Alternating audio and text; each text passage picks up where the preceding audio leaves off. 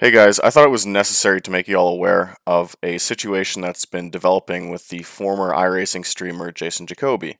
I'm going to put two numbers on the bottom of the screen here. One is going to be the nonviolent crimes number for the Gainesville, Georgia Police Department. The second is going to be the, again, nonviolent crime number for the Athens, Georgia Police Department.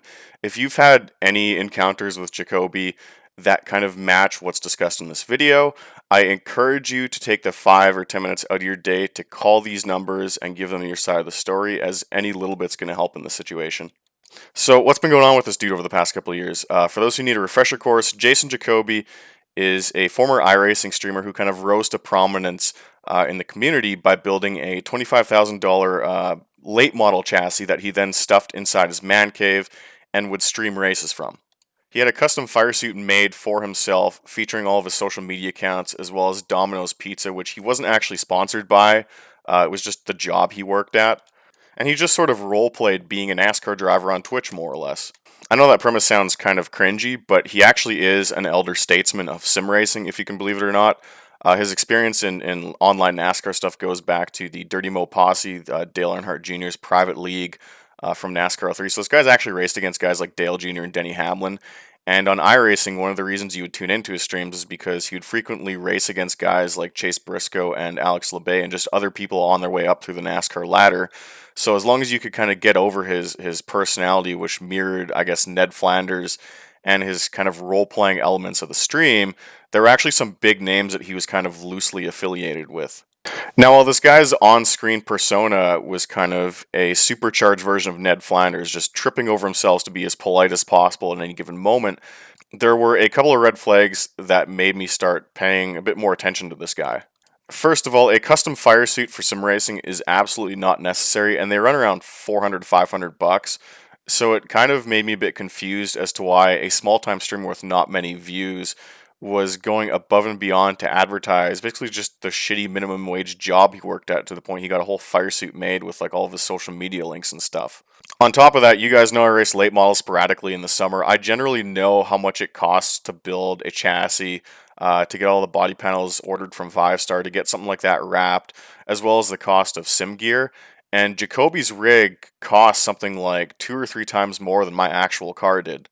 And I kind of wondered how this dude was able to afford that when he was so openly talking about working at a Domino's Pizza as a delivery driver. The mask eventually started to slip on Jacoby's part when I just straight up asked him about it on a live stream a few years ago, and he admitted he funded the whole build with burner credit cards and payday loans.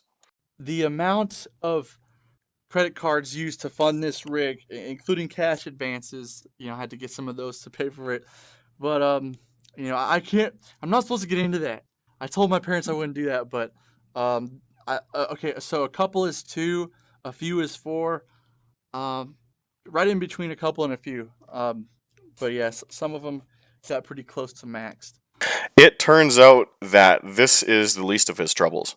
While trying to grow his YouTube channel, Jacoby, who's almost 30, became involved with a very young girl who was fresh out of high school. She eventually became his chat moderator, his girlfriend, and they eventually had a kid together. If you commented on the age difference between the two, which we're not quite sure if it was illegal or not, you were immediately banned from his chat. If you commented on the prevalence of very young children, either in his Discord server or just in his YouTube chat, you were also immediately banned from his chat. You can probably see where this video is going, so please turn off the video if you're not comfortable with these topics. About a year and a half after the child was born, the mother of his child, the girl's name is Mackenzie, came on to a couple of different sim racing Facebook groups, basically asking everyone for help. The hyper politeness that we kind of got to know from Jacoby through his live streams, in short, was all an act. Jacoby had abandoned Mackenzie and his small child to continue to stream iRacing obsessively day after day after day, and was not even paying child support. And at 18 or 19 years old, this girl had no idea what the fuck to do and had come to the sim community asking for help. Upon this info going public, Jacoby penned an extremely long Facebook post in which he blamed God for getting him back into sim racing, admitted he tried to kill himself during a Domino's Pizza delivery run by intentionally crashing his car, and that he prayed to God for the strength to not emotionally abuse his baby mama, but God didn't answer his prayer, so it's not his fault. He then went back to streaming iRacing almost full time, and if you commented in his chat asking where Mackenzie was or, encouraging him to pay child support, you'd immediately be kicked and banned from his chat room by a team of moderators who were also suspiciously young. Now, eventually, he did pull his entire channel down without warning one day, and a few months later, Mackenzie surfaced once again, this time with much more serious allegations. And again, I encourage you to click off the video if you are not comfortable reading this stuff. Mackenzie claims that he intentionally grooms and manipulates people into getting what he wants from them, and that can be sexual or that can just be favors in terms of just buying NASCAR memorabilia or favors in the sim racing community. She claims that he was essentially raping her at some point during their relationship because he was just so disproportionately tall compared to her that she really couldn't say no. This is obviously a long message, so just pause it if you want to read the whole thing. He also believes supposedly that he was going to be recruited into NASCAR based on his iRacing skill alone and Domino's would sponsor him. And this is something he actually repeats on a podcast interview with Joseph Lombard a few months later. And Ray had never heard of Dale Jr.'s League, and for me, that was the reason I got into it, was so I could, meet guys like Dale Jr. and see if, maybe a ride could come of it or something like that. Now let's get into the really heavy stuff. This girl claims that she has proof of him sending underage girls pictures of his dick, which is realistically a felony, and he's probably going to go to jail for this at some point. There is chatter that he supposedly tried to scam the Lombard bros who received some sort of settlement from their dad passing away. He supposedly tried to scam them out of 10 grand. She claims that he would jack off at Domino's Pizza while they're on the clock. There are multiple felonies here. Now, obviously, you guys want to know how Jason responded to this. He responded by completely incoherent rants on both Facebook and his official website that are essentially a mix of schizophrenia and multiple cluster B personality disorders.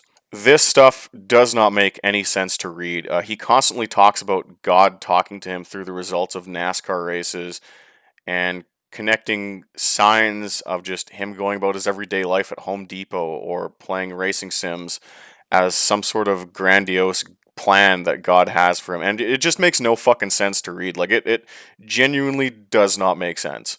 So even if you're a person like myself who is not very inclined to believe when women are lashing out against a guy like this, when you ask for the other guy's side of the story and all he can do is ramble on about God knowing everything and God having a path for him, sorry, but I'm inclined to believe the woman at this point. So as you can see, this is absolutely off the rails. And again, I will mention the numbers on the bottom right-hand side of the screen. If you've had run-ins with this guy, whether it be on Discord or the iRacing forums or just some sort of sim group or sim league, and he's done any of the stuff I've mentioned in this video, the scamming, the lewd pictures to minors, the grooming, the manipulation, that sort of stuff, now is absolutely the time to call these numbers and just, spend 5 or 10 minutes of your day talking to the police about this guy, because there is a file being built against him. There is an investigation underway from what I believe. Mackenzie does have a lawyer. Now is the time to let these people know of your experiences with this guy, because this is fucking ridiculous. We also owe, as a community, an apology, not only to this girl, but to the people that Jacoby has hurt behind the scenes over the years, as the sim community absolutely botched their handling of the situation. If you go on Reddit and you search up Jason Jacoby, there are a few topics both in our NASCAR and our iRacing that discuss him, and in particular, there are comments from a user by the name of the Stig Wannabe, who claims to have been aware of all this behavior 2, 3, even 4 years ago, but when he tried to go public and expose Jacoby for this behavior, which realistically was the right thing to do, not only would Jason Jacoby's supporters basically just bully and brigade the guy into silence, but moderators actually sided with this group of people and began closing and locking threads related to Jason Jacoby. So there's actually a chance that all of the stuff I've talked about in this video could have been prevented, but anytime people tried to come forward, parts of the sim community were covering it all up. If you engaged in this behavior and you're guilty of it, as mad as we are at you for being a piece of shit, it's not too late to come forward and say that you played a role and help out the investigation and to clear your name, especially because this group might actually include up and coming NASCAR drivers. At the moment, Jason Jacoby is still uploading on his personal YouTube channel these very long-winded rants that don't make any sense. I encourage you to start saving these because we don't know if these will be pulled down, but for the time being, you can head over to his channel and you can experience some of what I've talked about firsthand.